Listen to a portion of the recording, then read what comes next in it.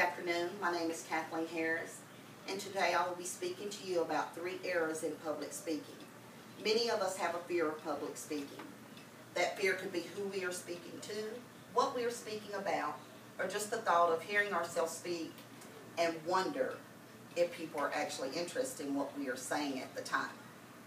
Now, chances are you will be giving a public speech one time in your life.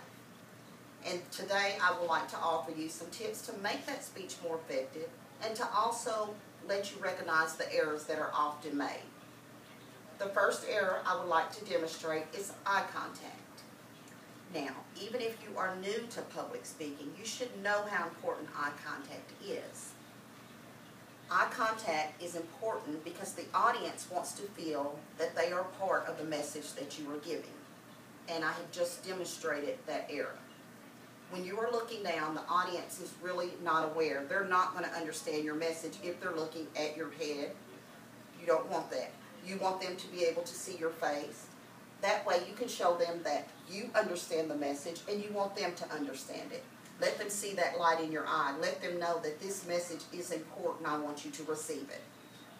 Also, the second thing, staring. Staring at one person, staring at an object in the room, and not connecting with your audience. You don't want to do that. You want everyone in the audience to feel that they are a part of the message that you are giving. So, better eye contact. Make sure you keep your eyes open until the end of the sentence. Don't constantly look up and down at note cards. Finish your sentence out before you look down. Okay, let's look at our second error and demonstrate it also, and that's body movement. Now, body movement is the most physical and visible action performed during a public speech. When you are moving back and forth, the audience is going to go with you.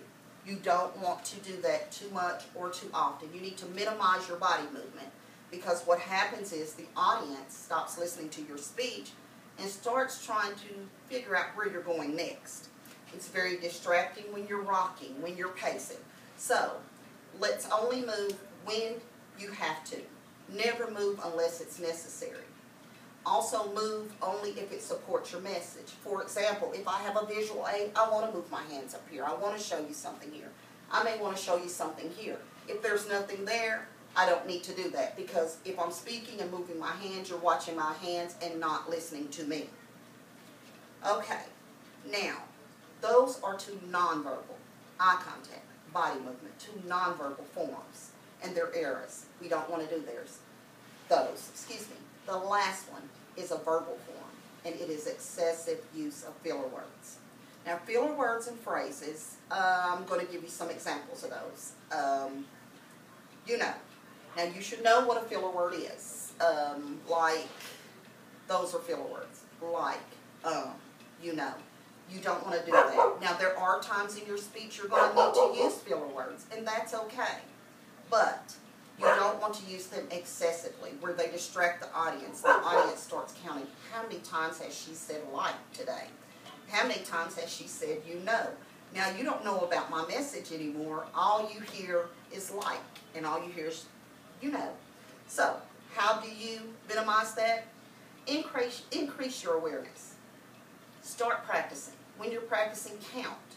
Count how many times you're using them. Are you using them too much? Once, that's okay. 5, 6, 7, no, you don't want to do that. Also, learn to embrace your pause. When you're speaking, you're going to have a pause. And a lot of people like to fill that pause in with, you don't have to do that. Instead, take your pause and breathe deeply, and then continue on with your next sentence. And that will eliminate a lot of your filler words that you are using. Now, these errors that I have spoken about, poor eye contact, excessive body movement, and excessive use of filler words, those are just 3 of the many, many mistakes that are made in public speaking. It's always important to be aware of these mistakes so that you can eliminate them to make your speech more professional and effective to your audience. In conclusion, this presentation summarizes the basic knowledge of professional and public speakers who have tried to make us aware of these mistakes. Some of these errors are made during public speaking. When you're just addressing your audience, you always have to be aware and notice these tips and use them effectively. I hope the techniques I have presented will help you improve your communication skills and make you a better, effective public speaker. You can become an effective speaker in the classroom with these tips, and maybe one day the boardroom. Thank you.